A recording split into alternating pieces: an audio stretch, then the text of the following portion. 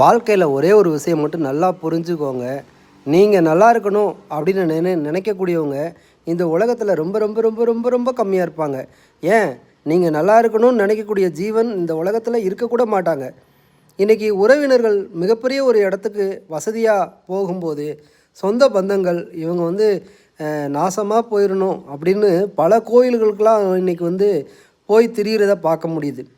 சொந்தங்கள், உறவுகள், நண்பர்கள் யாருமே தன்னோட பெரியவனாக ஆயிடக்கூடாது அப்படின்னு பல பிரார்த்தனை பண்ணுறாங்க.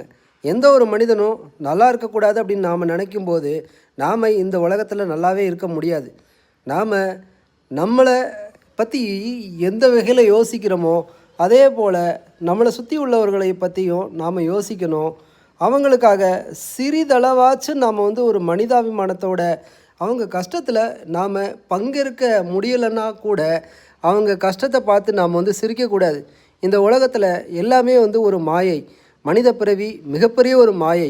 இந்த உலகத்தில் மற்ற எல்லா உயிரினங்களும் எல்லாமே ஒவ்வொரு சூழல்லையும் கஷ்டப்பட்டுக்கிட்டு இருக்குது.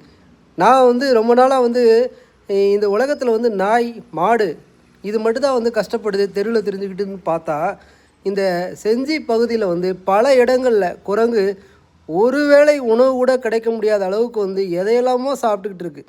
பார்க்கும்போது ரத்த கண்ணீரே வருது. இது மாதிரிலாம் மனித பிறவிக்கு சாப்பாடுக்கு எந்த பிரச்சனையும் இல்லாமல் ஒரு மனிதன் ஆரோக்கியமாக வாழ்கிறான் அப்படின்னா அது மிகப்பெரிய ஒரு விஷயம். இன்றைக்கி சோம்பேறித்தனத்தினால தான் மனிதன் முடங்கி போயிடுறான்.